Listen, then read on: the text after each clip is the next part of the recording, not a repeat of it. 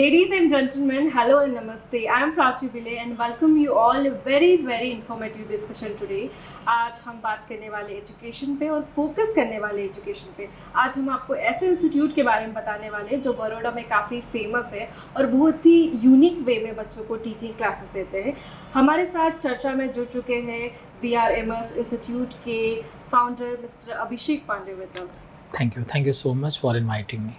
Sir, so my first question is for you, like आप 365 days बच्चों को coaching classes देते हैं और आपका इंडिया में फर्स्ट इंस्टीट्यूट है जो 365 डेज कोचिंग क्लासेस देता है। आप उसके बारे में क्या कहना चाहते हैं? Prachi, thank you so much कि पहले तो आप लोगों ने मुझे इस टॉक शो के लिए इनवाइट किया और जनरली मेरा इसमें बहुत ज़्यादा बिलीफ है कि 365 दिन जैसे कि हर एक स्टूडेंट जब भी अपने पेरेंट के साथ कम्युनिकेट करता है और पेरेंट जब अपने बच्चों के साथ कम्युनिकेट करते हैं तो एक सवाल सबसे ज़्यादा इम्पॉर्टेंट आता है कि डेली पढ़ाई करो।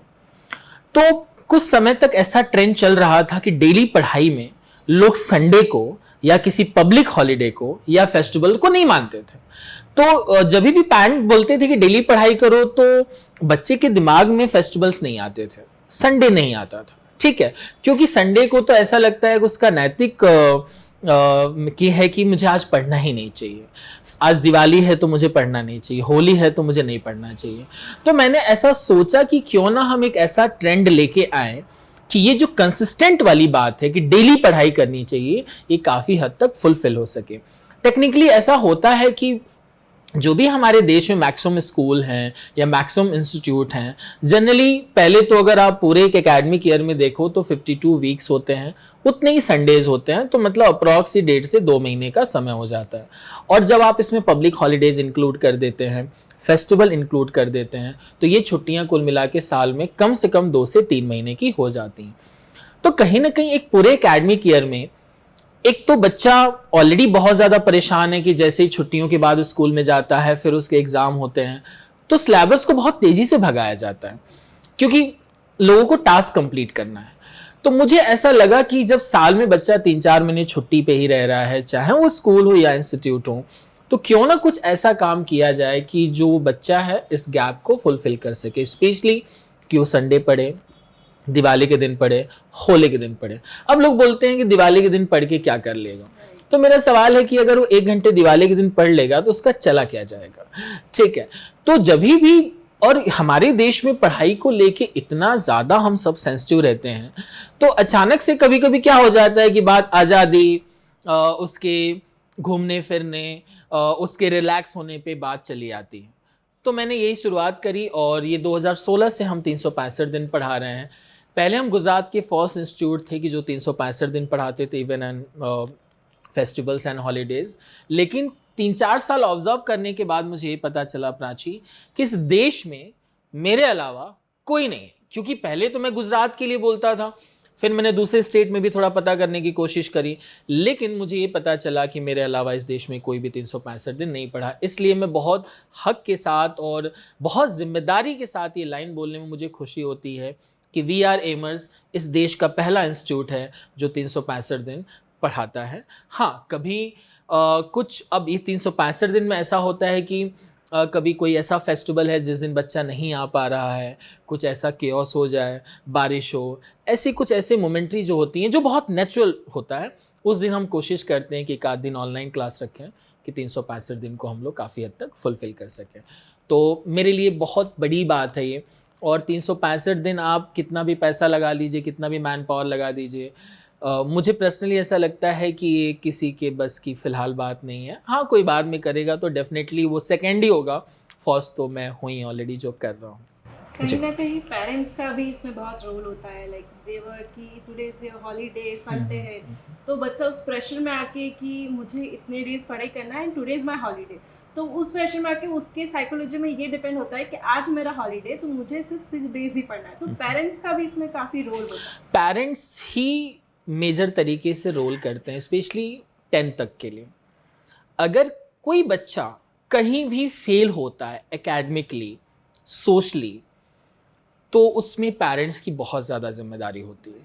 पेरेंट्स इस बात को सुन के बहुत नाराज़ हो सकते हैं कि मैं उन्हीं को ब्लेम कर रहा हूँ, क्योंकि उनको ये नैतिक जिम्मेदारी लेनी होगी कि जो भी उसके लाइफ में अच्छा या बुरा हो रहा है कहीं ना कहीं उसके लिए पेरेंट्स जिम्मेदार हैं। ये मैंने दोनों बोला, अच्छा या बुरा। तो जब अच्छा होता है तो पेरेंट्स क्रेडिट लेते हैं, और जो बुरा होता है तो बच्चे पे डाल दिया जाता है। ठीक है, तो ये चीज़ नहीं होनी चाहिए, बिकॉज ये दोनों का गिव एंड टेक है स्पेशली। तो मेरा मानना है कि पेरेंट्स जब ये बोलते हैं ना कंसिस्टेंट डेली पढ़ो, तो वो उस चीज़ को माने भी, सिर्फ बोलने के लिए नहीं होना चाहिए कि डेली पढ़ो, है ना।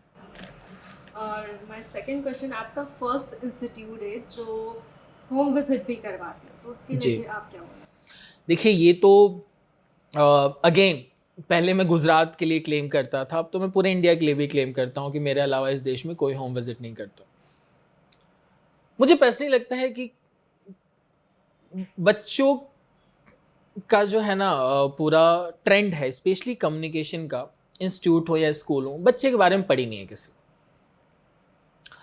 अब सवाल मेरे से ही पूछेगा कि आप ऐसा क्या कर लेते हैं कि आपको बच्चे के बारे में बहुत पड़ी होती है। तो मेरा सीधा सा है कि अगर मैं साल में किसी बच्चे के घर पे 2 या 3 बार जाता हूँ मिनिमम, पहले तो मैं 5-6 बार जाता था, अब मैं थोड़ा कम कर दिया, बिकॉज 3 या 4 महीने में हम एक बार होम विजिट करते हैं। मुझे ये बहुत अच्छा लगता है कि होम विजिट में पेरेंट के प्रेमाइसेस में, उनके प्रेमाइसेस में जब बच्चा, घर का माहौल, उसकी पूरी फैमिली होती है ना, तो कम्युनिकेशन बहुत अच्छे से हो पाता है। इससे 2-3 फ़ायदे भी हुए। पहला कि बहुत सारे पेरेंट्स सेंटर पे नहीं आ पाते हैं, तो हम अच्छे से कम्युनिकेट कर पाएँ। दूसरा कि मॉम जो हाउसवाइफ़ हैं, जो कम जानती हैं कि बच्चे की लाइफ़ में क्या चल रहा है, वो सिर्फ़ फ़ोन पे कम्युनिकेट करती हैं। वो टीचर को भी मैक्सिमम टाइम पे नहीं देख पाती हूँ कि ये टीचर पढ़ा रहा होगा। तो ये भी बेनिफिट देता है कि चलो ये सर पढ़ा रहे हैं। और साथ में जो इंस्टीट्यूट की अगर कुछ कमियां हैं या बच्चे की कुछ कमियां हैं, तो एक ही प्लेटफॉर्म पे अच्छे से बात करके हम उसको सही कर देते हैं। बच्चा हमेशा मिसगाइड करता है, कुछ बच्चे नहीं भी करते हैं, अरे हमारे सर ने ये दिया होगा। अब अगर हमने नहीं दिया या हमने नहीं बोला कुछ भी, तो कहीं ना कहीं पेरेंट मिसकम्युनिकेट हो रहे हैं। तो जैसे कि मान लीजिए सबसे इंपॉर्टेंट आता है होमवर्क की कॉपी, कि किसी बच्चे ने बोला कि सर ने आज हमारी होमवर्क की कॉपी चेक नहीं की, पेरेंट्स से। तो साथ में ये भी सवाल आता है उसी प्रेमाइसेस में कि बच्चे ने तो हमको कॉपी दिखाई ही नहीं थी। तो ये चीज़ कहाँ पे क्लियर होती है? जब बच्चा, पेरेंट सब एक ही समय पे हो, ठीक है? क्योंकि उसमें से कोई भी अगर एक चीज़ मिसिंग होगी, चाहे बच्चा या पेरेंट या मॉम, तो कहीं ना कहीं मिसकम्युनिकेट होगा। तो होम विजिट में प्राची सबसे ज़्यादा जो बेनिफिट होता है कि एक स्टूडेंट, टीचर और पेरेंट के बीच में बेहतर कम्युनिकेशन और एक बहुत अच्छा ब्रिज बनाना, कि जो टीचर उनको पढ़ा रहा है वो घर को भी अच्छे से जान सके। जब हम घर पे जाते हैं तो माहौल भी देखते हैं, हम ये देखते हैं कि वहाँ पे क्या टीवी चल रहा है, क्या वहाँ पे ऐसा है कि हमारी बातें करते वक्त कोई एक ऐसे रूम में है जो शोर कर रहा है, क्या हमारी बातें करते वक्त मॉम या डैड में से फ़ोन ज़्यादा कौन यूज़ कर रहा है, ये भी सारी चीज़ें दिखती हैं। तो कभी कभी तो मैं ये भी बोलता हूँ, आप बच्चे को बोलते हो फ़ोन कम यूज़ करने के लिए, तो ये तो शुरुआत पहले आपको करनी चाहिए कि आप कम यूज़ करो। चलिए मैं मानता हूँ कि डैड हैं, उनका काम होता होगा मैक्सिमम फ़ोन पे, ठीक है, तो वो ठीक है, थोड़ा लॉजिकली समझ में भी आता है कि वो फ़ोन यूज़ कर सकते हैं। लेकिन क्या घर में हर इंसान इतना बिजी है कि मैक्सिमम टाइम पे फ़ोन यूज़ कर रहा है? तो मुझे पर्सनली लगता है, फिर से मैं पेरेंट्स को ही बोलूँगा कि कहीं न कहीं जब आप ये बोलते हैं कि आप फ़ोन कम यूज़ करो, रील्स कम देखो, गेम कम खेलो, तो आप पहले इनिशिएशन अपने से लीजिए कि क्या घर का जो स्क्रीन टाइम है, घर के फ़ोन का या मॉम का या डैड का, वो बच्चे के स्क्रीन टाइम से ज़्यादा है, कम है? तो ये कहीं न कहीं ज़्यादा इम्पॉर्टेंट हो जाता है कि अगर बच्चा 10 मिनट फ़ोन यूज़ कर रहा है, मॉम 1 घंटे यूज़ कर रही हैं, तो वो ट्रेंड कहाँ से आएगा? पापा 4 घंटे यूज़ कर रहे हैं, वो भी रील देख रहे हैं, ठीक है? तो मैं ये नहीं बोलता रील देखना गलत है। मैं ये बोल रहा हूँ कि बच्चे पे उसका इम्पैक्ट गलत पड़ रहा है। तो इसके लिए कुछ एक न्यूट्रल सॉल्यूशन लेके आया जाए कि बच्चा ना हो तब आप यूज़ ज़्यादा करिए, स्पेशली जब बच्चा पढ़ रहा हो तो आप फ़ोन थोड़ा अवॉइड करिए। तो कहीं न कहीं ये चीज़ आपको घर से शुरू करनी पड़ेगी।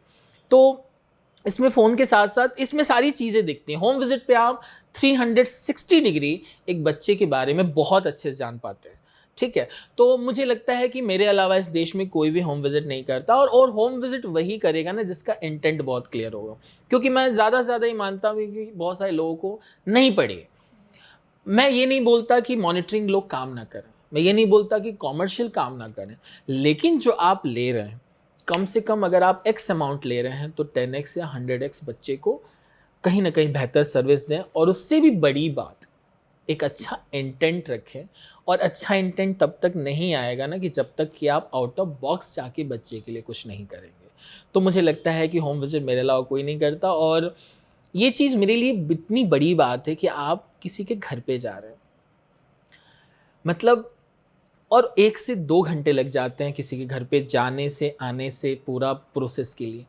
मैं बोलता हूँ कि आज किसी के पास इतना समय है क्या? वो लोग क्लासरूम में भी टास्क कंप्लीट करा रहे हैं, तो घर कहाँ से जाएँगे? और ये मुझे लगता है कि आप इसमें हज़ार मैन पावर लगा, अगर एक्चुअली बीच में सब हुआ था कि कुछ स्टूडेंट्स ने सॉरी कुछ इंस्टीट्यूट के ओनर्स ने मेरे इस सर्विस को कॉपी पेस्ट करने की कोशिश की थी। लेकिन प्राची ऐसा हुआ बीच में कि वो 1-2 बार गए, फिर वो नहीं कर पाए। तो मैंने सीधा उन्होंने मुझसे पूछा कि सर हम 1-2 बार गए, फिर तीसरी बार में हमारा इंटरेस्ट नहीं जगा, या हम पेरेंट्स को फ़ोन कर रहे थे, उन्होंने नहीं उठाया, टाइम नहीं दिया, ऐसा क्यों हुआ? मैंने बोला आपका इंटेंट अच्छा नहीं था। आप एज़ इसको प्रोडक्ट ले रहे थे, आप इसको यूएसपी ले रहे थे कि इससे हमारे यहाँ एडमिशन्स होंगे, लेकिन नहीं। जिस दिन आप ये सोच लेंगे कि बच्चे के बेहतर के लिए आप उसके घर पे जाना चाहते हैं ना, उस दिन आपको शायद रिजल्ट अच्छे मिलेंगे। और sir like so many parents like they are complaining कि हमारा जो बच्चा है वो फोकस नहीं कर पा रहा है फॉर सम रीज़न, उसका फोकस नहीं जा रहा स्टडीज़ पे, पर्टिकुलर सब्जेक्ट्स पे, तो वो कंप्लेन करते हैं पर्टिकुलर सब्जेक्ट। तो घर का इन्वायरमेंट कैसा रखना चाहिए, बिकॉज ये चीज़ आपने मुझे बताई कि मोबाइल फ़ोन, सोशल मीडिया वो इम्पैक्ट करता है, बिल्कुल। तो वो कैसे पेरेंट्स को सही करना चाहिए कि उससे पर्टिकुलर उसके सब्जेक्ट्स या उसकी पर्टिकुलर टास्क को इम्पैक्ट ना करे। प्राची, एक बच्चे की लाइफ में पेरेंट जो होते हैं अपनी नेक्स्ट जनरेशन से उम्मीद करते हैं। तो सवाल ये है कि आप उस बच्चे के लिए, जब बोलते हैं ना कभी बच्चे और पेरेंट में जब किसी बात पे डिबेट हो रहा होता है ना, तो पेरेंट्स क्या बोलते हैं, हम तुम्हारे लिए तो कर रहे हैं, हम तुम्हारे लिए तो नौकरी कर रहे हैं, हम तुम्हारे अच्छे के लिए तो जॉब कर रहे हैं कि तुमको हर चीज़ें दे सकें। मेरा सवाल ये है कि क्या आपने कुछ ऐसा किया जो आउट ऑफ द बॉक्स हो, जिसको मैं बोलता हूँ बलिदान? क्या आपने ऐसा कुछ बड़ा बलिदान दिया? जैसे कि क्या आपने घर पे खुद के टीवी केबल को हटवा दिया बच्चे के एग्ज़ाम के दौरान? नहीं ना। क्या आपने वाईफ़ाई कनेक्शन बंद करवा दिया उस दौरान? नहीं ना। क्या आपने ऐसा कुछ सोचा कि 1-2 महीने हम यहाँ से कहीं भी घूमने नहीं जाएँगे, हम वीकेंड नहीं मनाएँगे? तो ये बलिदान देगा कौन? मेरे बहुत सारे ऐसे पेरेंट्स हैं कि जो बच्चा 8th में आया था ना, उन्होंने अपने घर में टीवी तक ब्लैक एंड व्हाइट उस समय यूज़ किया, उन्होंने केबल तक नहीं था, वो सिर्फ़ दूरदर्शन देखते थे। और जब तक बच्चे ने 12th नहीं निकाला ना, घर पे टीवी तक नहीं चला था। इतना बलिदान देगा कौन? ठीक है? कौन डब्बा फ़ोन यूज़ करेगा?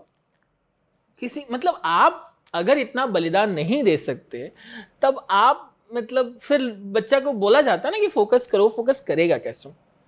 क्योंकि वो 24 घंटे में से अगर देखने जाएँ, तो कम से कम 50, 60, 70% वो घर पे ही रहता है। ठीक है? अब 30% में वो बाहर निकलता है। वो 30% में बिगड़ भी सकता है, बन भी सकता है। लेकिन मुझे पूरा भरोसा है कि अगर घर का एनवायरनमेंट बहुत अच्छा है और अगर घर के तौर तरीके, संस्कार बहुत अच्छे हैं, तो बच्चा बाहर गलती नहीं करेगा। और अच्छा कोई प्रोवोक भी करेगा ना, तो वो सीधा बोलेगा नहीं यार ये हमारे यहाँ नहीं चलता, मैं घर से नहीं करूँगा। ठीक है? तो फोकस के लिए मुझे लगता है कि पेरेंट्स को पहले बलिदान देना चाहिए। पहले उनको ये बताना चाहिए कि बेटा हम तुम्हारे लिए बहुत कुछ कर रहे हैं, साथ में हमने तुम्हारे लिए टीवी देखना भी बंद कर दिया। बच्चे को एक इमोशनल जो है टच देने की बहुत ज़्यादा ज़रूरत है, स्पेशली वो कि जो उसके दिमाग को और उसके दिल को टच कर जाए कि नहीं नहीं देखो मेरे पेरेंट्स ये करते हैं। स्पेशली किसी रिक्शे वाले या कोई नॉर्मल लोअर मिडिल क्लास की फैमिली जब होती है ना, तो उनके बच्चे बहुत हद तक सही होते हैं ये समझने के लिए, इनफैक्ट मैं बोलूँगा मैच्योर होते हैं ये समझने के लिए कि देखो मेरे पेरेंट्स सफ़र कर रहे हैं और मुझे बहुत सारी चीज़ें अच्छी करनी चाहिए। अब फोकस ना कोई ट्रेनिंग से नहीं आता है प्राची, फोकस किसी किताब से नहीं आएगा ना रील से आएगा। ठीक है? फोकस घर के एनवायरनमेंट से आता है। जब जब बच्चा अपनों को देखता है ना, वो वहाँ से फोकस क्रिएट करता है। आजकल फोकस का ना वो ट्रेंड ही बदल गया है, लोग कुछ और समझने लगे हैं। फोकस बढ़ाओ, फोकस बढ़ाओ, फोकस बढ़ाओ। कैसे बढ़ाओ? कोई ये नहीं बता रहा है कैसे बढ़ाओ, और ऊपर से ये तो बिल्कुल भी नहीं बता रहा है कि ये ना करने से फोकस ज़्यादा बढ़ता है। अब मुझे एक पेरेंट ऐसा बता दो अपने कैरियर में कि 10th का एग्ज़ाम हो और घर पे 3 महीने पहले केबल कटवा दिया गया हो। Nobody.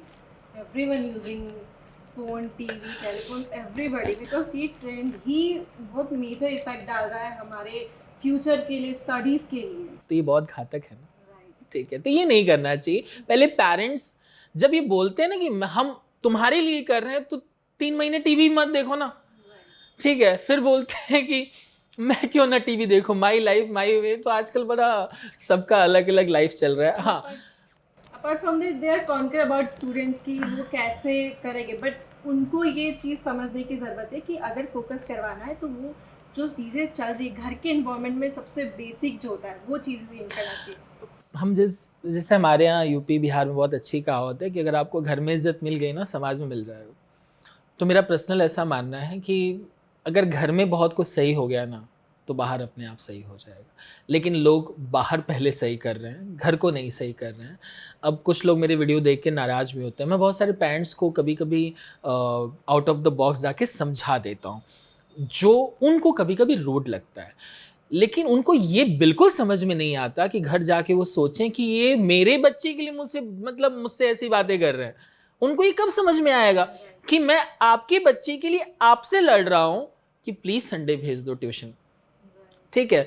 तो अब ठीक है, कुछ चीज़ें आप ऐसी करते हैं जो इस ट्रेंड में फिट नहीं होती हैं, तो आपको उसके कॉन्सिक्वेंसेस भी झेलने पड़ते हैं। क्योंकि यहाँ पे थोड़ा सा ऐसा माहौल है ना कि लोगों को लगता है कि वो एक दिन संडे एंजॉय नहीं करेंगे तो उनकी ज़िंदगी आज़ादी छीन दी जाएगी।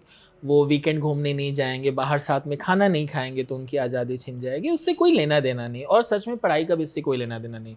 अच्छा, कुछ बच्चे ऐसे भी होते हैं जो पढ़ लेते हैं, उनके लिए कोई रूल नहीं है। जो बच्चा बिना पेरेंट के बोले घर पे सेल्फ स्टडी कर ले, बहुत सारे ऐसे बच्चे हैं बिना ट्यूशन गए बहुत सारी चीज़ें अच्छी कर लेते हैं लाइफ में। तो हमारे सोसाइटी में ऐसे बच्चे भी हैं जो ये बताते हैं कि अच्छा, कभी कोई पेरेंट्स को बोलना पड़ता है ऐसे बच्चों को, बेटा बहुत ज़्यादा पढ़ लिया मत पढ़ो। लेकिन ये बहुत कम बच्चे हैं, ठीक है। लेकिन हम इनसे कम से कम इतना तो सीखते ही है ना कि देखो वो बच्चा कर रहा है, तो यहाँ से कंपटीशन भी जनरेट होता है। कभी कभी मेरा पर्सनली मानना है, होम विजिट में जब हम बोलते हैं ना कंपैरिजन, पेरेंट्स को साथ में ये भी ध्यान रखना चाहिए कि वो कंपैरिजन करना ही बंद कर दे। कौन क्या कर रहा है वो डिस्कस ही ना हो। आपका बच्चा जो है वो आपका बच्चा है, वो प्यारा बच्चा है, आप मत करिए दूसरे से। वो बच्चा इतना मेच्योर है इस समय 10-12 साल का कि वो सोचने लगता है। वो स्कूल में भी जाके बात करता है, अरे मेरी मम्मी मेरे पापा तो ऐसे हैं, ठीक है। और ऐसे कई बार हुआ है कि मेरी लास्ट ईयर की स्टूडेंट थी, सॉरी मैं थोड़ा सा इसको डिले करूँगा, कि जिसको पेरेंट ने बोला कि आप बर्थडे पार्टी में ना जाओ। कहीं एक बड़े से मॉल में पार्टी थी, तो बच्ची को ऐसा लगा कि मेरे पेरेंट्स बहुत बुरे, ठीक है, कि मुझे पार्टी में जाने से रोक रहे हैं। सबके पेरेंट्स ऐसा कर रहे हैं, बस मेरे ही पेरेंट्स मुझे नहीं जाने दे रहे हैं। मतलब 8-9th के बच्चे अगर ऐसे सोचने लगेंगे ना छोटे में, तो ये बहुत गंदा ब्लास्ट करेगा इन फ्यूचर, और शायद उस समय कोई समझाने वाला नहीं होगा। तो मुझे पर्सनली लगता है कि होम विजिट में मैं तो कभी कभी बहुत सारी बातें ऐसी भी बोल देता हूँ जो पेरेंट्स को नहीं मुझे बोलनी चाहिए।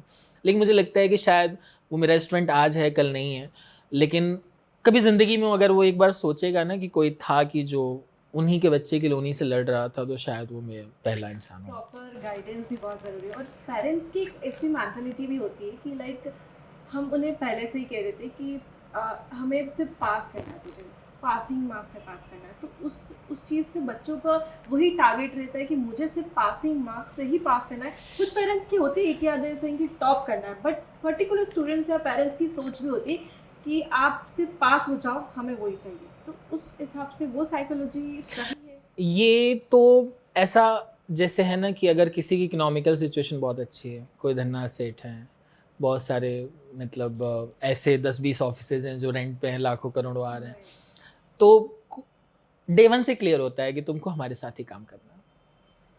तो उन बच्चों के लिए वो परसेप्शन डे 1 से है कि भाई तुम थोड़ा भी पढ़ लोगे तो काम चल जाएगा।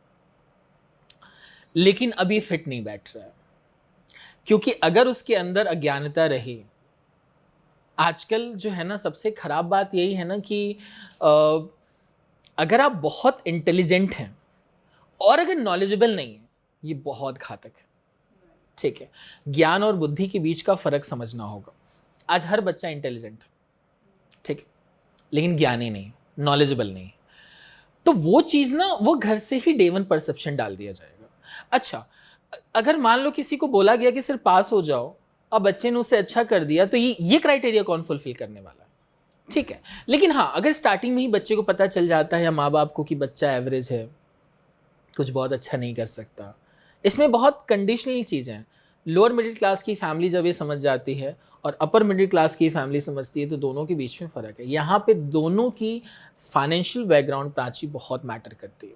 ठीक है, एक का फाइनेंशियल बैकग्राउंड इतना अच्छा है ना कि उसके फेल होने से भी उनको फ़र्क नहीं पड़ता, और एक का फाइनेंशियल बैकग्राउंड इतना अच्छा, सेम एवरेज स्टूडेंट की बात कर रहा हूँ मैं, दो एवरेज बच्चे हैं, एक का फाइनेंशियल बैकग्राउंड बहुत अच्छा है और दूसरे का नहीं है, तो जिनका बहुत अच्छा है उससे बहुत ज़्यादा पेरेंट्स को प्रॉब्लम नहीं होगी, लेकिन जिनका फाइनेंशियल बैकग्राउंड अच्छा नहीं है, अगर वो बच्चा एवरेज है और वो पास नहीं हो रहा है और वो क्राइटेरिया फुलफिल नहीं कर रहा है, तो वो लोग बहुत दुखी होते हैं। तो कहीं ना कहीं पढ़ाई, मार्क्स अब एक ऐसे स्टेज पे आके पहुंच चुकी है कि फाइनेंशियल बैकग्राउंड मैटर करता है। तो इसलिए मेरा ये मानना है कि सारे पेरेंट्स को कम से कम ये बोलना चाहिए कि तुम अपना बेस्ट दो, ना कि पास हो। ठीक है, तुमसे जो अच्छा हो सकता है वो करो, पास फेल के चक्कर में ना ही पढ़ो। तो ये भी शायद अच्छा इसमें होता है कि 100 में से सिर्फ 30 मार्क्स लाने होते हैं, मान लो वो 7 मार्क्स लेके आया या 10 मार्क्स लेके आया, तो इसको हम फेल बोलेंगे कि जो 27 लेके आया उसको फेल बोलेंगे? फेल तो दोनों ही केस में है, लेकिन एक जगह उसके एफर्ट्स दिख रहे हैं कि पहले 10 मार्क्स लेके आया था, 25 मार्क्स लेके आया। फेल अभी भी है, लेकिन 25 मार्कों को अप्रिशिएट नहीं करना चाहता, क्योंकि the end of the day result fail है। And also apart from that, अभी पेपर लीक हो रहे देश में, नीट के बहुत सारे केसेस आपने देखे होगा, अभी चल ही रहा है ट्रेंड। तो इससे अभी जो स्टूडेंट्स हैं उनकी लाइफ में फ्यूचर में क्या इम्पैक्ट हो सकता है? देखिए, अभी तो मैं ये देख रहा हूँ कि हमारे देश में पेपर लीक तो हर सेगमेंट में हो रहा है। अभी नीट हुआ, अभी यूपीएससी का भी कुछ चल रहा है, इससे पहले सारे बैंक एग्ज़ाम, एसएससी के बहुत सारे पेपर लीक हो रहे थे। पेपर लीक होने की सबसे बड़ी जिम्मेदारी अगर किसी गवर्नमेंट की तरफ से है, तो कहीं ना कहीं पेरेंट्स की तरफ से भी। इस पूरे सिनारियो में किसी ने पेरेंट और बच्चों पे क्वेश्चन मार्क नहीं लगाया। ये वही हाल हो गया कि अगर पीछे वाला बच्चा चीटिंग करा रहा है तो मैं क्यों बोलूं मुझे ना करो। ठीक है, जिस भी पेरेंट के बच्चे के पास पेपर आया है, तो क्या उस पेरेंट को जिम्मेदारी नहीं लेनी चाहिए कि नहीं नहीं मुझे नहीं चाहिए? सबसे बड़ी बात तो तब होती कि जब लीक होता और पेरेंट्स पेपर लेने से मना कर देते कि हमको नहीं चाहिए, हम नहीं देंगे एक्स अमाउंट, और बच्चा भी बोलता कि हमको नहीं चाहिए। तो कहीं ना कहीं बोलते हैं ना कि क्राइम तो हो गया, प्रॉब्लम तो हो गई, लेकिन एक्सेप्ट किसने किया पेपर? बच्चे ने, पेरेंट ने। ठीक है, तो अगर वो नहीं लेते तो शायद लीक हुआ भी होता तो एक एग्ज़ाम पे इम्पैक्ट नहीं पड़ता, और इससे लाखों करोड़ों लोग इम्पैक्ट पड़ रहे हैं। और मैं तो ये बता रहा हूँ कि एग्ज़ाम की क्रेडिबिलिटी गड़बड़ हो गई। अब किसी बच्चे के फुल मार्क्स आएंगे तो हम सब डाउट करेंगे ना, सवाल तो ये है। अगर वो अच्छा बच्चा हुआ तो भी हम डाउट करेंगे कि कहीं तुमने चीटिंग तो नहीं किया। ये प्रॉब्लम अब बहुत जल्दी से क्रिएट होने वाली है। और साथ में इवैल्यूएशन प्रोसेस जो है ना, वो 8वीं से ही गड़बड़ है। 8 स्टैंडर्ड में भी कॉपियों में प्रॉब्लम आती है, किसी बच्चे को 2-4 मार्क्स कट लिए जाते हैं, कहीं और भी होते हैं। ये तो स्कूल पे सीधा सीधा लगेगा कि शायद स्कूल वाले इस बात से नाराज़ हो सकते हैं, बट खैर इस टॉपिक पे हम नहीं जाएंगे। लेकिन सबसे इम्पॉर्टेंट है कि पेपर लीक जो है, अगर जिम्मेदारी टॉप की है तो बॉटम वाले को भी लेना चाहिए, पेरेंट को भी शायद थोड़ा लेना चाहिए, और स्टूडेंट को भी। ये बात बिल्कुल भी नहीं है कि मेरे पास क्वेश्चन पेपर आ गया और मैं राजा हरिश्चंद्र बन जाऊं कि मुझे चीटिंग नहीं करनी है। ये क्या पॉसिबल है क्या इस समय? बिल्कुल पॉसिबल नहीं है। लेकिन जिन जिन के 100% मार्क्स आए प्राची, उन्होंने कभी क्लेम नहीं किया कि हमारे पास पेपर्स कैसे आए।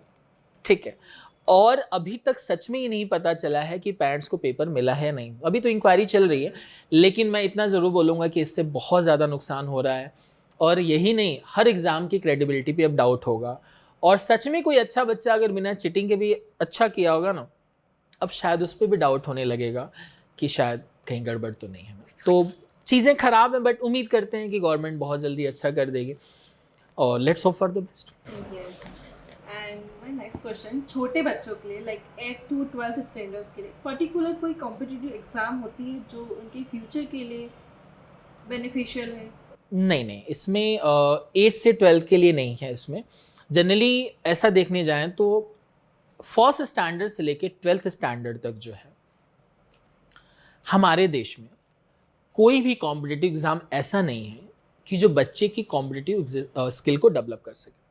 अब जो बच्चा एग्ज़ाम देता है ना, वो सिर्फ 12th में देता है या 12th ऑनवर्ड्स देता है। मैं ये बोल रहा हूँ कि 11th 12th में ही बच्चा ये साइकोलॉजिकल प्रेशर क्यों ले रहा है। सबसे बड़ी प्रॉब्लम है कि उस बच्चे को नहीं बताया गया कि 8 स्टैंडर्ड से भी नीचे ऐसे कॉम्पिटिटिव एग्ज़ाम हैं जो दे के अपने इस कॉम्पिटिटिव स्किल को डेवलप कर सकता है।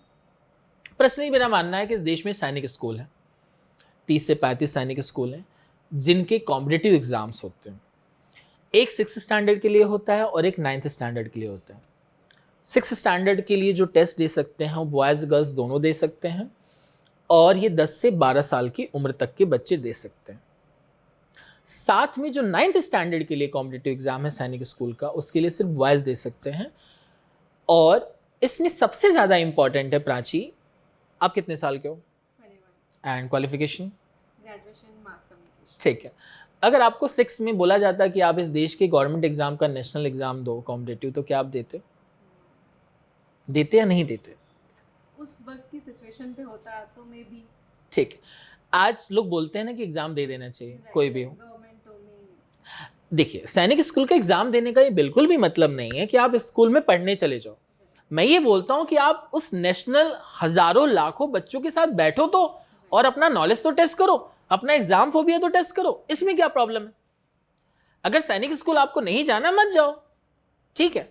आपको कोई जबरदस्ती भेज तो नहीं रहा ना, आपसे सिर्फ ये बोला जा रहा है कि एक फॉर्म निकलेगा, आपको एक सर्टेन जगह पे जाके एग्जाम देनी है, और वही आपको करना था।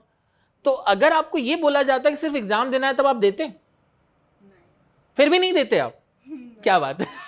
क्यों? बिकॉज डिपेंड्स ऑन कि हमारा इंटरेस्ट किस में है। अच्छा, बिकॉज स्टूडेंट्स यही सोचते हैं कि पर्टिकुलर हमारा इंटरेस्ट किस में है, तो we can go for that. पहले तो मुझे लग रहा है आप मेरी अच्छे से पूरे सैनिक स्कूल को समझ नहीं पाए। अब आप मुझे अच्छे से बताइए कि जैसे कि अगर मैं किसी एक बच्चे को डेवलप करना चाहता हूँ, एग्ज़ाम फोबिया निकालना चाहता हूँ, तो उसके लिए मुझे लाखों बच्चों के साथ बैठना पड़ेगा, ठीक। ये जो एंट्रेंस एग्ज़ाम होता है वो सैनिक स्कूल में पढ़ने के लिए होता है, ठीक है। कि आप अगर 5th में एग्ज़ाम देते हैं तो 6th में आप सैनिक स्कूल में चले जाएंगे, जो हॉस्टल वाला होता है। सवाल यहाँ इंटरेस्ट का नहीं है, सवाल यहाँ सीखने का है। सीखने के पर्पस से तो we can go for that definitely. कि आप जब लाखों बच्चों के साथ टेस्ट देते हैं, ये आप क्लासरूम में तो बैठ के नहीं सीख पाएंगे, राइट। ठीक। ये कहाँ सीख पाएंगे? नेशनल एग्जाम में सीख पाएंगे। तो इसलिए मैं मैक्सिमम बच्चों को बोलता हूँ, चाहे आपका इंटरेस्ट हो या ना हो, आपको सैनिक स्कूल का एंट्रेंस एग्जाम देना चाहिए, और इससे आपको बेनिफिट ही होगा, नुकसान तो नहीं होने वाला, ठीक है। साथ में आपको यही नहीं, क्योंकि आगे चल के तो आपको बोर्ड एग्जाम में देना है। अच्छा, 6th में भी दीजिए आप और 9th में भी दीजिए। 6th में, और कहीं ना कहीं ये सबसे ज़्यादा ज़रूरी है जानना कि आपको कोई ये बिल्कुल नहीं बोल रहा है कि आप उस स्कूल में चले जाओ। आपसे सिर्फ ये बोला जा रहा है कि आप कॉम्पिटिटिव एग्जाम दो और अपनी नेशनल रैंकिंग को होल्ड करो, ये समझने के लिए कि आप कहाँ स्टैंड कर रहे हो, ठीक है।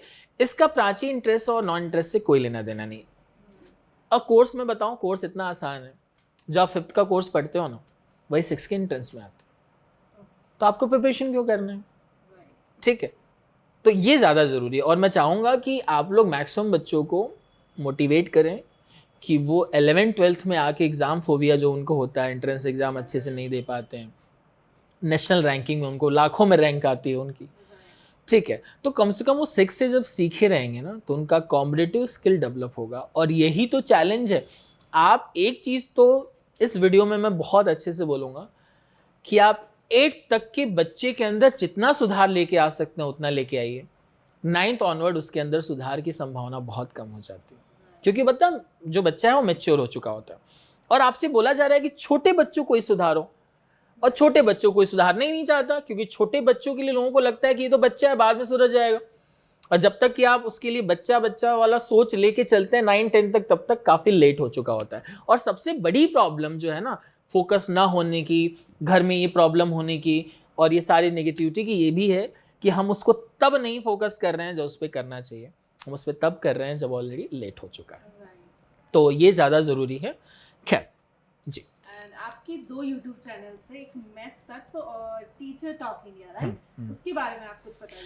देखिए प्राची, मैंने इस देश में पहला non NCERT YouTube channel launch किया जिसका नाम मैथ्स तत्व है। इस चैनल के थ्रू बच्चों का जो सबसे बड़ा फ़ायदा है वो ये है कि नॉन एनसीईआरटी है। दूसरा सबसे बड़ा फ़ायदा है कि इसमें 3 या 4 मिनट का एक क्वेश्चन का सलूशन होता है। साथ में एक और फ़ायदा है कि बच्चे को थंबनेल में ही दिख जाता है कि ये क्वेश्चन है, अगर उसको नहीं देखना हो क्वेश्चन तो वीडियो को ओपन ही ना करें, ठीक है? तो उससे उस बच्चे का समय बच जाएगा। सो इसका नाम भी रखा गया है मैथ्स तत्व, द सिक्स्थ एलिमेंट।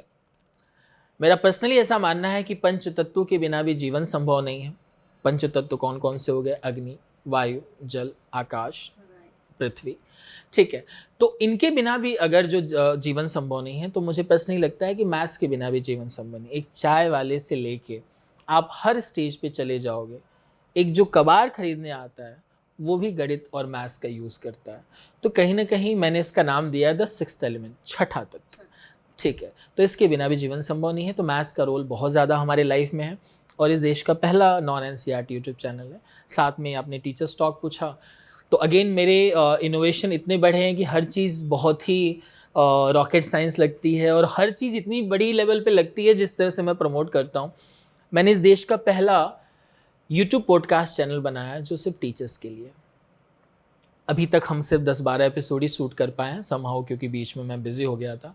इम्पॉर्टेंट ये नहीं है कि पॉडकास्ट चैनल है, इम्पॉर्टेंट ये है कि इसमें जितने भी टीचर्स आए हैं वो बहुत ही ऑर्डिनरी टीचर हैं, लेकिन उनके काम बहुत एक्स्ट्राऑर्डिनरी, जिनको सोसाइटी भी ढंग से रिकॉग्नाइज नहीं करती, इवन उनके पढ़ाए हुए बच्चे भी ढंग से रिकॉग्नाइज नहीं करते हैं, जिनको मैं एक अच्छा प्लेटफॉर्म देके उनको अपनी बातें रखने का मौका दे रहा हूँ।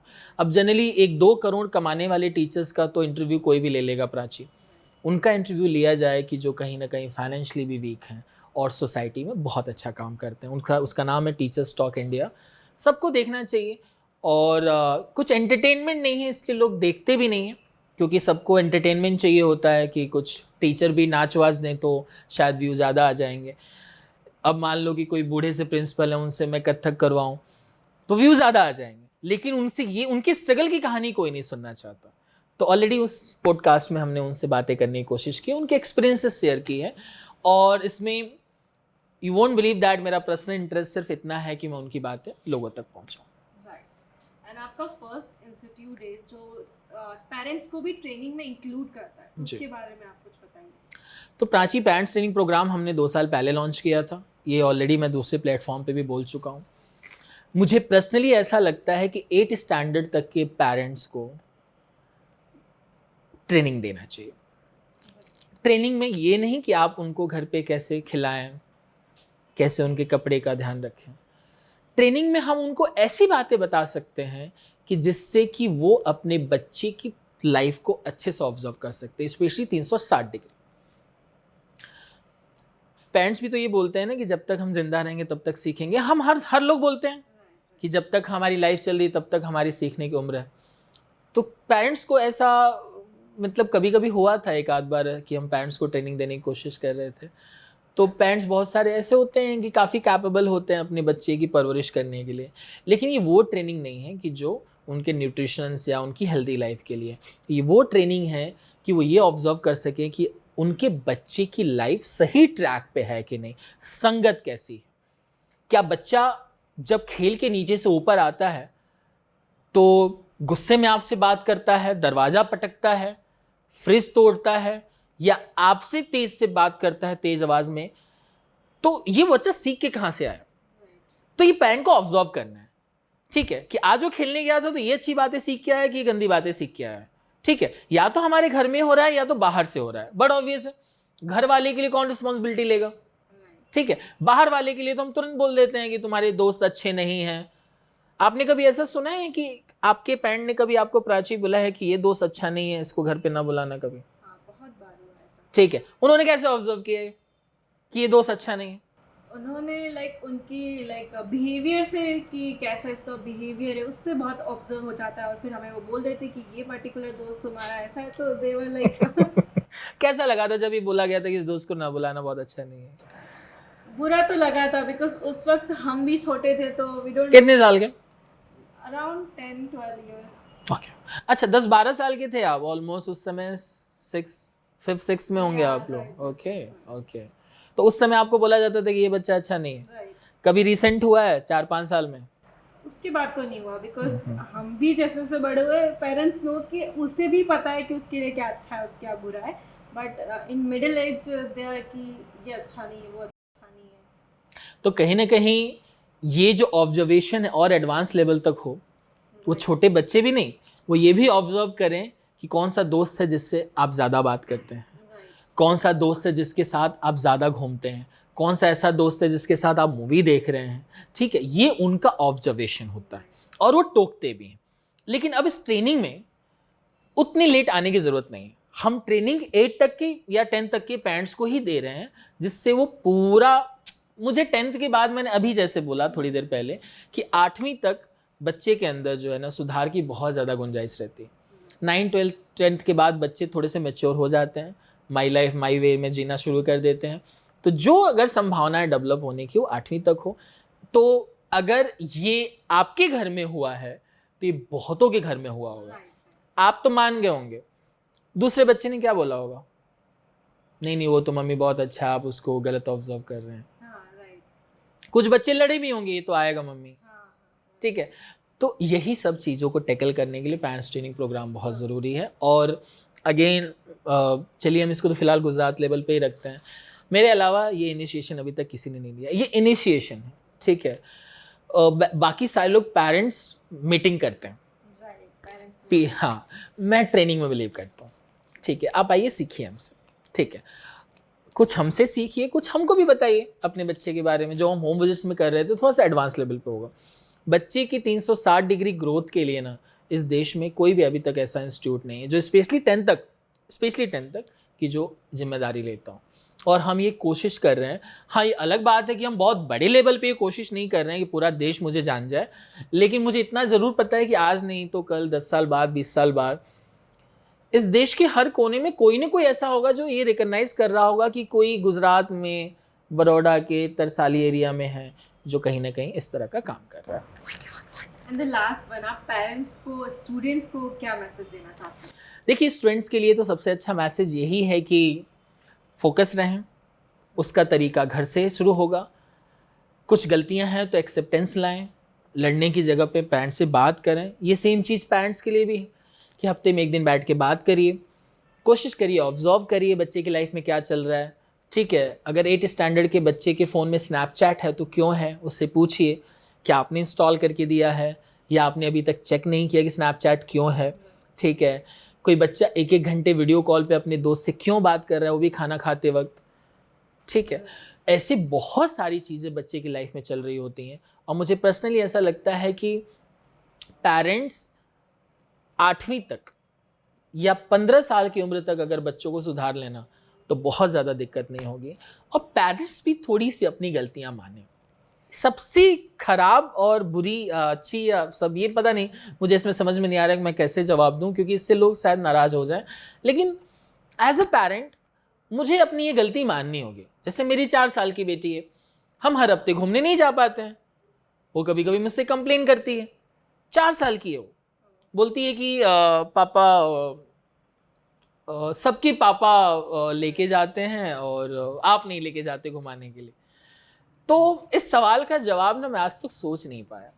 ठीक है, एक 4 साल की बच्ची के दिमाग में जब ये आ जाता है कि दूसरे के पेरेंट्स अपने बच्चों को हर वीकेंड घुमाने लेके जाते हैं और अभिषेक सर जो हैं अपनी बच्ची को हर वीकेंड नहीं घुमाने लेके जा पाते, जो बच्ची ने सवाल मुझसे पूछा उसका जवाब मैं उस समय नहीं दे पाया और आगे देना भी नहीं चाहूँगा। मैं सीधा यही बोलता हूँ कि बेटा हम चलेंगे। ठीक है, मुझे वो आदत नहीं डलवानी।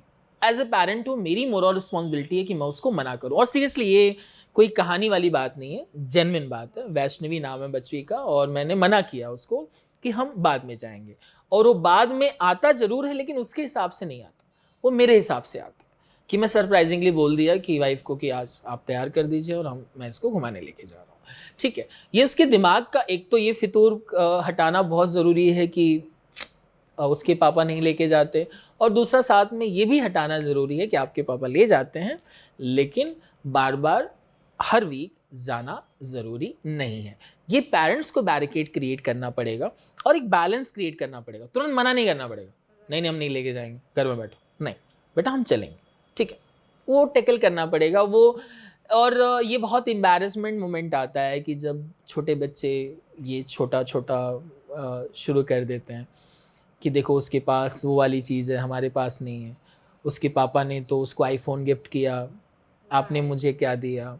ये बहुत डेंजरस है, ये पॉइजन के जैसे काम कर रहा है और ये बहुत घातक भी है। तो मुझे कहीं ना कहीं लगता है कि अगर आप अपने बच्चे को समझा सकें कि बेटा तुम्हारे लिए आईफोन इस समय ज़रूरी नहीं है, या ये समझा सकें कि आप कैपेबल नहीं हैं, मेरे पास पैसे नहीं हैं खरीद के देने के लिए, ये दोनों में जो बातें आपको समझ में आती हैं जैसे अपने बच्चे को समझाना है, अगर आप ये समझाने में सफल रहते हैं ना प्राची, तो मुझे नहीं लगता कि कंपैरिजन वाला जो प्रॉब्लम है ना वो बहुत ज़्यादा दिन तक रहेगा। और कहीं ना कहीं बच्चे अपनी फैमिली को और अपने सच में फाइनेंशियल बैकग्राउंड को समझ के ही बड़े डिसीजंस लेते हैं। आजकल तो बहुत सारे स्कूल में इंस्टीट्यूट में पिकनिक होता है जिसमें 10-10, 20-20 हज़ार मांगे जाते हैं, ठीक है, तो अगर कोई पेरेंट कैपेबल नहीं है तो कहाँ से देगा। अगर मान लो कैपेबल है, अगर उस समय उसकी लाइफ में इकोनॉमिकल क्राइसिस आ गया तो क्या होगा। बच्ची अपने दोस्तों को क्या जवाब देगी, वो पिकनिक में क्यों नहीं आई, क्या जवाब दे सकती है, सोच के बताओ।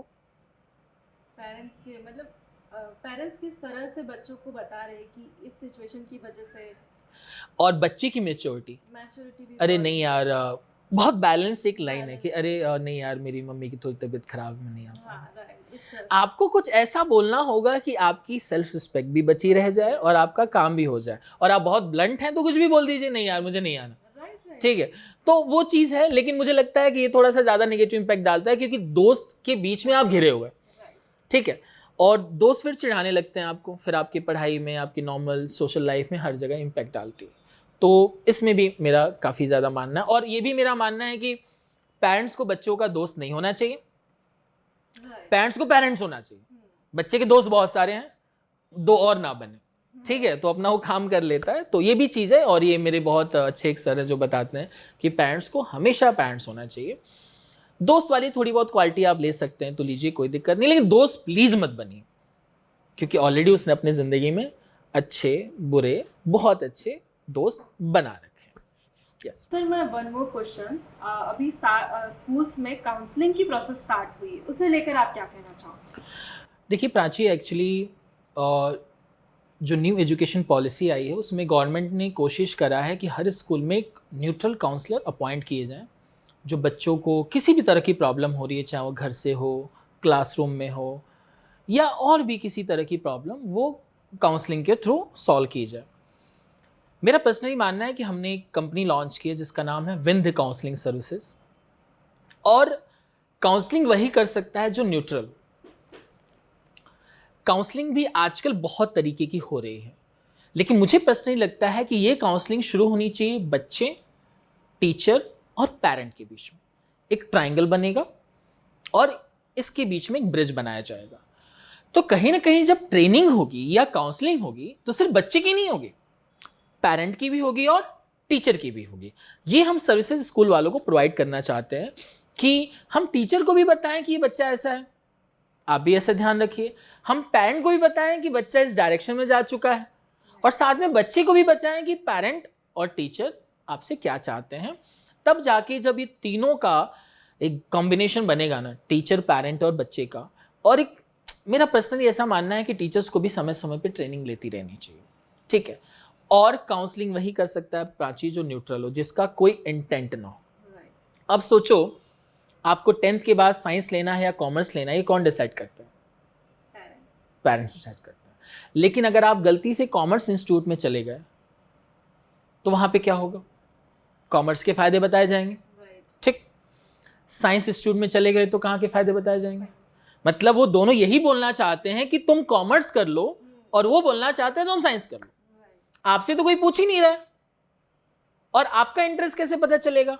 और पेरेंट्स भी क्यों डिसाइड करेंगे, आप डिसाइड करो ना, ठीक है। पेरेंट्स भी नहीं करना ही नहीं उनको डिसाइड, उनका तो क्राइटेरिया ही नहीं है। मैं तो बोलता हूं कि बहुत अपोज ही करने का कि आपको नहीं करना है, ठीक है। और अगर फिर भी कॉन्ट्रडिक्शंस हो रहा है सोशल प्रेशर की वजह से, और ये बहुत कई बार देखा गया है कि बच्चे ने जबरदस्ती अगर पेरेंट्स की बात मान ली ना, तो बाद में क्या करता है वो पेरेंट्स को ही विलन बना देता है। एक छोटी सी स्टोरी है, मैं इसको शेयर करके ख़त्म करूँगा। एक बच्चा था कि जिसके पेरेंट्स ने बोला तुम साइंस ले लो, तो बच्चे को भी समझ में आया कि चलो मैं साइंस ले लेता हूँ। लेकिन बच्चे को अपने दोस्त के इंस्टीट्यूट में जाना था, दोस्त किसी एक्स इंस्टीट्यूट में जा रहा था, पेरेंट्स ने बोला तुम वाई इंस्टीट्यूट में जाओ। अब जबरदस्ती पेरेंट्स ने, क्योंकि पेरेंट के दोस्त ने भी उस इंस्टीट्यूट में डाला था। अब ये भी तो समस्या है ना, पेरेंट्स आपस में कैसे, मतलब कि चलो मेरे दोस्त ने डाला है तो अच्छा ही होगा। तो पेरेंट्स ने क्या किया, अपने बच्चे को अपने दोस्त के इंस्टीट्यूट में डाल दिया। अब क्या हुआ, बच्चा पहले टेस्ट में, जब इनिशियली 3 महीने का एग्जाम हुआ, तो बच्चा पहले टेस्ट में फेल हो गया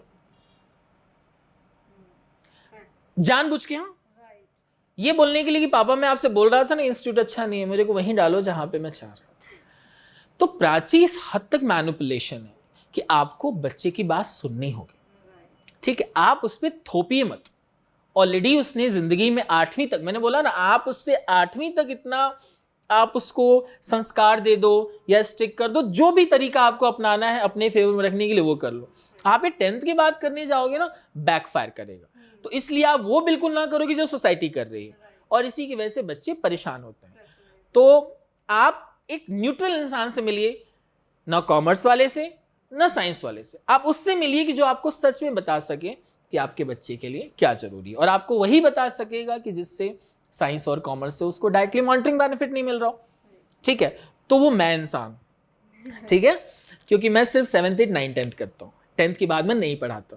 तो 11th में मुझे लगता है कि मेरे से बेहतर न्यूट्रल सजेशन कोई नहीं दे सकता, क्योंकि मेरा बच्चे के साथ किसी भी तरीके का कोई फाइनेंशियल बेनिफिट नहीं, ठीक है। हाँ, मैं अपने यहाँ साइंस पढ़ा रहा होता, कॉमर्स पढ़ा रहा होता, तब तो मैं प्रोवोक करता ना, नहीं साइंस अच्छा है तुम मेरे यहाँ पढ़ लो, कॉमर्स अच्छा है तुम मेरे यहाँ पढ़ लो, क्योंकि मैं दोनों नहीं कर रहा। तो मेरी राय होती है न्यूट्रल। इसलिए मेरा मानना है कि काउंसलिंग हमेशा एक न्यूट्रल पर्सन के साथ होनी चाहिए, और साथ में जो टीचर पढ़ा रहा है उसकी भी काउंसलिंग हो, पेरेंट की तो बहुत ज़रूरी है, और बच्चा तो मीडियम ही है इस पूरे प्रोसेस के लिए। तो काउंसलिंग भी बहुत अच्छे से होनी चाहिए। और ख़ास करके एक चीज़ मैं इंक्लूड करूँगा कि हमारे देश में कोई भी ऐसा इंस्टीट्यूट नहीं है, स्कूल्स की तो बात ही नहीं, क्योंकि इंस्टीट्यूट इसीलिए तो खुले कि स्कूल ढंग से काम नहीं कर रहे थे, कि जो बच्चों को सेल्फ स्टडी करा सके, ठीक है। कितने बच्चे ऐसे हैं जो घर पे सेल्फ स्टडी खुद से करते होंगे? 50% ये तो बहुत ज़्यादा हो गया, 1-2%। हाँ, बाकी सारे तो जबरदस्ती पढ़ रहे हैं ना, किसी ने बोला है पढ़ लो। सेल्फ स्टडी का मतलब है कि घर पे बिना बोले वो कितनी देर पढ़ रहे हैं, बिना बोले हैं। ऐसे कितने बच्चे होंगे? बहुत कम, ठीक है, 100 में से 1। तो बाकी 99 बच्चों के लिए क्या प्रोसेस? उनको तो बोलना ही पड़ता होगा, 10 बार बोलना पड़ता होगा, डांटना पड़ता होगा, धमकाना पड़ता होगा, ठीक है। तो उसके लिए भी हमने सिस्टम अपनाया है कि हम आधे घंटे का होमवर्क सेल्फ स्टडी अपने साथ ऑनलाइन कराते हैं, कि आप हमारे साथ जुड़िए और हमारे साथ ही पढ़ लीजिए, ठीक है। और हम आजकल ये भी इंश्योर कर रहे हैं कि एज ए इंस्टीट्यूट ओनर, मुझे पर्सनली लगता है कि पेरेंट्स कभी कभी आते हैं ना, वो बोलते हैं कि ये रहा हमारा बच्चा, आपकी जिम्मेदारी है, आप देखो, ठीक है। वो ये बोलना चाहते हैं कि हमसे नहीं हो रहा, आप कर लो, ठीक है। लेकिन ऐसा नहीं होता। पेरेंट्स को भी साथ में पैरेलल खड़े रह के हमारे साथ आगे बढ़ना होगा, और जब तक कि वो अपना पैरेलल कंट्रीब्यूशन नहीं देंगे ना, वो ब्लेम गेम चलता रहेगा और कभी भी रिजल्ट नहीं आएगा। तो ये सारी चीज़ें हैं प्राची, एंड थैंक यू बोलूँगा कि बहुत लंबा ये इंटरव्यू चला और काफ़ी प्रोडक्टिव था, जिससे मैक्सिमम बच्चों को बेनिफिट मिलेगी। क्योंकि मैं हमेशा कोशिश करता हूँ कि मैं इंफॉर्मेशन, क्योंकि टीचर हूँ मैं, बिजनेसमैन अभी तक नहीं बना मैं, तो मुझे पर्सनली लगता है कि टीचर अपनी बात अगर ढंग से नहीं रखेगा, अब रील तो है नहीं कि 20 सेकंड में मैं उसको ये समझा दूँ कि ज़िंदगी में संस्कार कैसे लाने हैं, ठीक है ना, तो वो पॉसिबल ही नहीं। 20 सेकंड के रील में ना संस्कार मिलेगा ना ज्ञान मिलेगा, 20 सेकंड में सिर्फ एंटरटेनमेंट मिलेगा, जो मैं बिल्कुल नहीं देना चाहता। वो आप और जगह से लेते रहिए, यहाँ पे सिर्फ सीखने के लिए आइए, ठीक है? क्योंकि बच्चा घर पे पढ़ेगा नहीं, स्कूल में पढ़ेगा नहीं, इंस्टीट्यूट में पढ़ेगा नहीं, तो पढ़ेगा कहाँ पे? किसी को तो जिम्मेदारी लेनी पड़ेगी ना, और वो हम कोशिश करें। इसलिए हम थोड़ा सा स्ट्रिक्ट काम करते हैं, बहुत सारे लोगों को पसंद नहीं आता, बट ठीक है, उससे मेरा कोई लेना देना नहीं है, मैं अपना काम करता रहता हूँ। So thank you, sir, for giving advice. So many students and parents who's watching this video, and this is the conversation between me and Mr. Abhishek Pandey. So I hope you like this video. Let me know in the comment section. Please subscribe, like, and share this video. Thank you so much.